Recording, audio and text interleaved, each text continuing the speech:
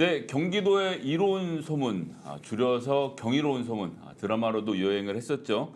경기도의 국회의원분들 모시고 말씀을 듣는 자리입니다. 경기도의 발전 방향, 내년 민주당의 전망, 또 수도권 선거가 매우 중요하기 때문에 경기도에서 어떻게 움직여야 되는지에 대해서 우리 오른소리 시청자들하고 좀 나눠보는 시간을 가지려고 하고 있습니다. 그리고 사실 의원님도 의정 활동하시면서 진짜 이런 얘기만큼은 꼭 한번 해보고 싶다는 말씀들이 있는데 그런 이야기들이 잘 전달이 안 되는 것 같아서 포함해서 진행해 보려고 하는데요. 저희가 첫 번째 주자로 정말 어렵게 10고 11초려 정도에서 어렵게 오셨습니다. 경기도 수원시 병지역구의 김영진 의원님이십니다. 안녕하세요. 네, 반갑습니다. 네. 사실 굉장히 활동을 왕성하게 하시고 특히 의원들 사이에서 하시는데 언론에서 뵙긴 되게 힘들어서 모시는데 정말 힘들게 했는데요. 어쨌든 그래도 경기도에 대해서 배우려고 하면 제가 의원님을 가장 좀 먼저 모셔야 되는 게 아닌가 싶어서 했습니다. 그래도 이거 보시는 분들은 또 정치를 잘 모르는 분도 있고 아는 분도 계시니까 개인 소개부터 좀 의원님 소개부터 부탁드리겠습니다. 저는 경기도 수원시 팔달구에 그 지역구를 둔 김영진 의원입니다. 팔달구는 그 세계문화유산 화성이 있는 도시라서 서울에 딱 그 축소판입니다. 미니어처. 그러니까 서울에 경복궁이 있는 것처럼 화성행궁이 있고 동대문, 서대문, 남대문이 있는 것처럼 팔달문, 장안문, 창녕문, 화성문이 있습니다. 그래서 그것을 중심으로 한 지역구에서 일하고 있는 김영진 의원이고요. 오늘 김성애 소장님이 하는 경이로운 소문 이 프로그램에 출연하게 돼서 가문의 영광입니다. 저 경이로운 소문 그 드라마 다 봤습니다. 그러셨습니까? 네, 정말 경이로운 소문처럼 네. 좋은 일이 많이 펼쳐졌으면 좋겠습니다. 경기도 이로운 얘기들이 많이 좀 됐으면 좋겠습니다. 뭐 선거 앞이기도 하고 연말이기도 하고 엄청 바쁘시죠 지금. 지금 바쁘죠. 송년회도 그렇고 하루 일정 몇 개나 다니십니까? 뭐 지금 저녁에는 한 6, 7개 되는 것 같아요. 뭐냐면 그 코로나 때 하지 못했던 송년회라든지 모임들이 그 아마 폭발적으로 들어가지고 그러니까요. 상당히 많더라고요. 인기가 많으셔서 가시면 이렇게 오래 계시기도 힘들고 빨리빨리 옮겨 다니셔야 될 텐데 그렇죠. 그 노하우가 좀 있으십니까? 제가 그러죠. 그래서 여러분들도 오랜만에 1년 만에 모였는데 저도 요새 대목철입니다. 바빠야 되니까 바쁘니까 여러 군데 가야 돼서요. 이 자리에 못 있어요. 죄송합니다. 저도 대목해서 다 인사 다녀야 되잖아요. 한번 봐주세요 하고 나오죠. 그런 노하우가 좀 있으시군요. 그래서 하여튼 저희가 처음에 이제 지역구 관련된 얘기부터 한번 좀 시작해서 좀 해보려고 합니다. 사실 저도 이제 고향에 도전하고는 있지만 이 지금 경기도 관련돼서 여러 가지 이슈가 있지만 무엇보다도 메가시티 국민의힘이 어떻게 보면 그냥 김포 어떻게 해볼까 싶어서 던졌던 이슈인 것 같은데 생각보다 파장이 좀 생기는데 지역구 수원에서도 관련된 논의가 좀 있나요? 실제로 수원은 그 큰 영향은 없어요.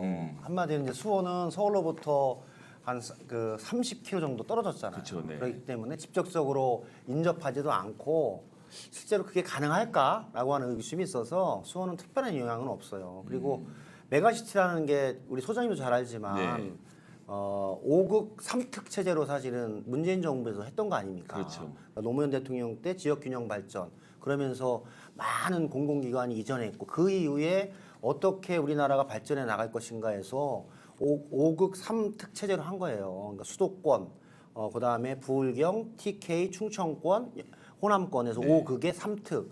그러니까 세종, 제주, 하나가 어디죠? 강원. 이렇게 해서 강원에서 5극 3특으로 해서 발전시키자라는 취지였는데 이걸 너무 정략적으로 이용한 것 같아요. 그래서 메가시티는 말 그대로 그렇게 장기적으로 발전해 나가는 게 맞지 이렇게 선거용으로 훅 던져놓고 지금 도망간 거 아닙니까?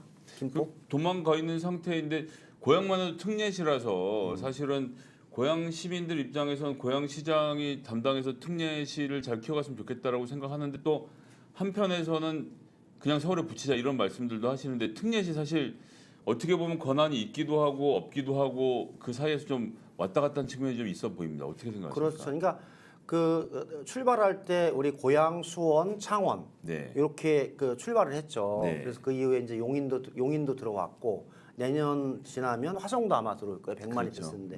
근데 실제로는 지방자치에서 100만 도시가 가기 위해서 권한의 위임이었죠. 예전에는 그 중앙정부에서 모든 권한, 인허가라든지 도시계획이라든지 그 사람 사는 문제에 관해 다 관여했는데 그거를 지방 그 이양으로 하면서 법을 이양해 줬거든요. 그에 따라서 복지 분야나 이런 건 다 이양이 됐죠. 네. 그러면 나머지 재정이나 도시계획이라든지 문화, 복지를 포괄적으로 하는 것까지 이양하는 것을 기본으로 해서 특례시를 만든 건데 네. 결정적인 게 이제 재정 이양이 안 된 게 한계였어요. 재정. 그래서 그거를 2차로 이루는 게 목표죠. 그런데 100만 이상 도시를 천만 수원에 이게 껌처럼 붙인다고 해서 잘 발전할까? 저는 그렇게 썩 좋은 방식은 아닌 것 같아요. 그래서 그런 고향도 의견, 예. 고향도 그런 논란이 좀 있겠네요. 그러니까.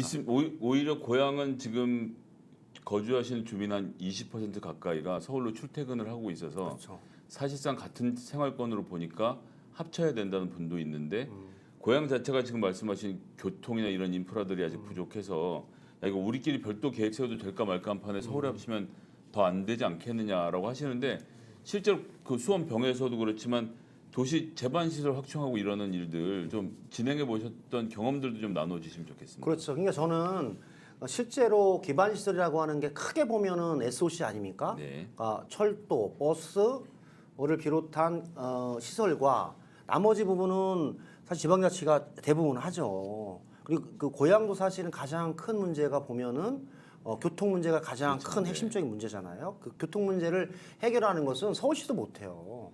서울시 내에서 서울시 내부 순환철도라든지 내부 도시철도조차도 예타 통과가 안 되면서 진행하지 못하고 있거든요. 그렇죠. 그런데 서울시에 있는 SOC조차 해결하지 못하는데 고향까지 가는 철도나 이런 노선을 할 수 있을까? 네. 저는 제가 보기엔 공연불일 것 같아요. 그래서 저는 고향에 있는 이동환 시장도 그렇게 하지 말고 예정대로 정확하게 고향시에 일을 해나가고 중앙정부로부터 필요한 SOC를 잘 설계해서 만들어내는 것 이게 우선일 것 같아요. 네. 근데 이것을 마치 서울시로 편입이 되면 바로 될 것이라는 건 환상이죠. 그렇죠. 환상입니다. 시간은 똑같고 재정도 도시철도는 5대5 아닙니까? 그렇죠. 50은 서울시, 50은 중앙정부예요. 결론은 중앙정부에서 재정을 어떤 순위로 투자하느냐 이 차이지 서울에 붙어 있느냐 안 붙어 있느냐는 전혀 의미가 없어요. 네.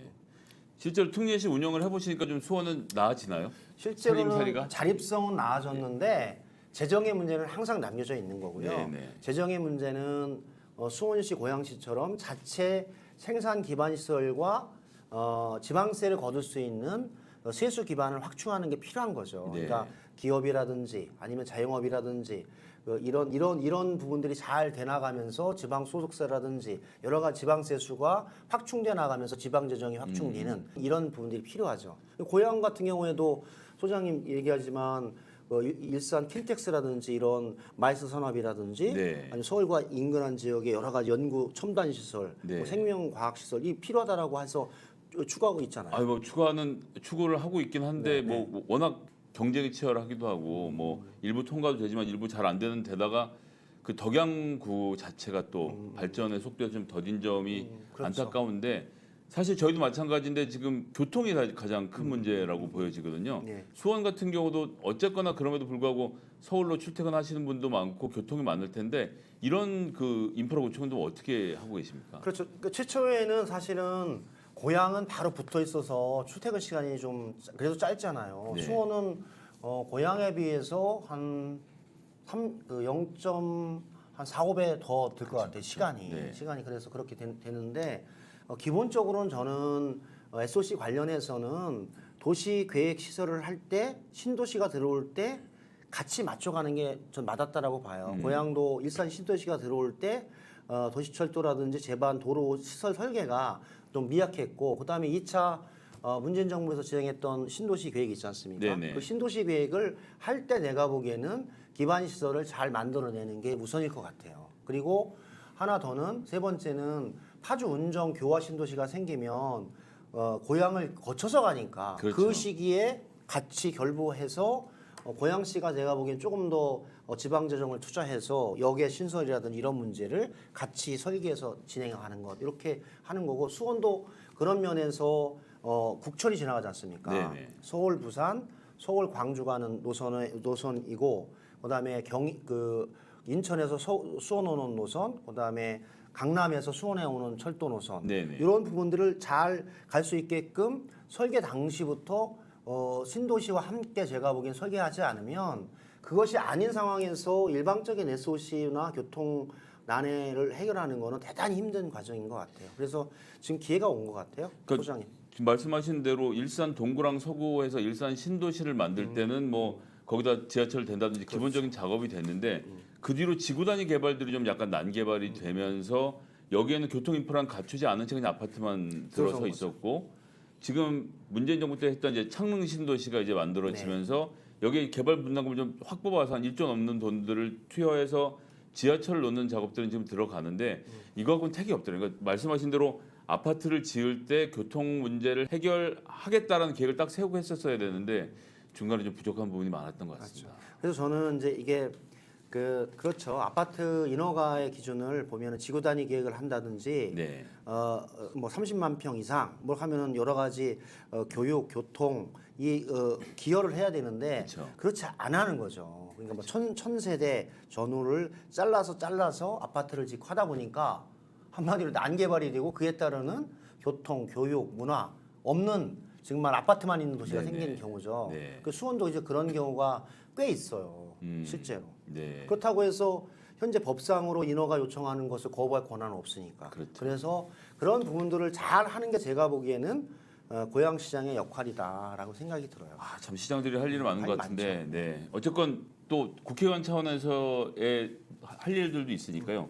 좀 의원님이 생각하시는 경기도 발전 전략이라고 하시면 어떤 말씀을 좀 주실 수 있겠습니까? 저는 경기도는 말 그대로 북부와 남부 이런 네. 이 중심으로 많이 하고 있는 거고 그다음에 동서남북의 특성이 좀 있잖아요. 그러니까 동부 쪽은 남양주, 광주, 가평, 양평에서 수도권에 먹는 물을 공급하는 부분이기 때문에 네.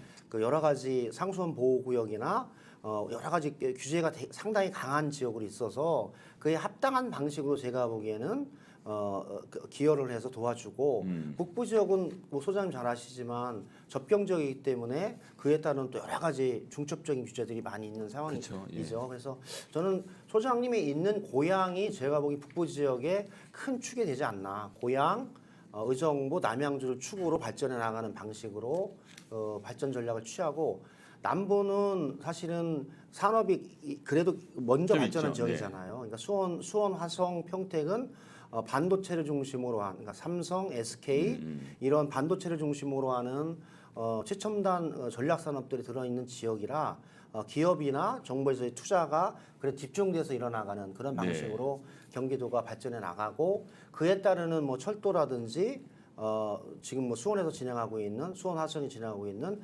국제공항의 신설 뭐 이런 문제들 같이 해서 경기도 전체가 좀 흘러가는 게 필요하죠. 그러니까 경기도는 제가 보면은 하나의 나라라고 보면 될 것 같아요. 하나의 국가다 이렇게 보면 될 것 같아요. 그러니까 사실 이제 고향 같은 것도 수도권 과밀 억제 지역으로 선정이 돼서 굴뚝을 하나도 못 세우는 그렇죠. 상태인데 지역이 문화적인 역량을 가진 인적 인프라가 정말 훌륭한 지역이거든요. 네. 거기에 걸맞은 또 벤처라든지 문화 산업이라든지 이런 것들을 발전시켜 나가면 좋겠는데 여튼 의원님이 이제 또 경기도에서 삼선 의원이 되실 거니까 좀 경기도의 고른 발전을 위해서 제가 보기에는 김성애 애써 소장님이 훨씬 더 그 분야에서는 아이디어가 많기 때문에 김성애 소장님이 돼서 잘하면 좋을 것 같아요.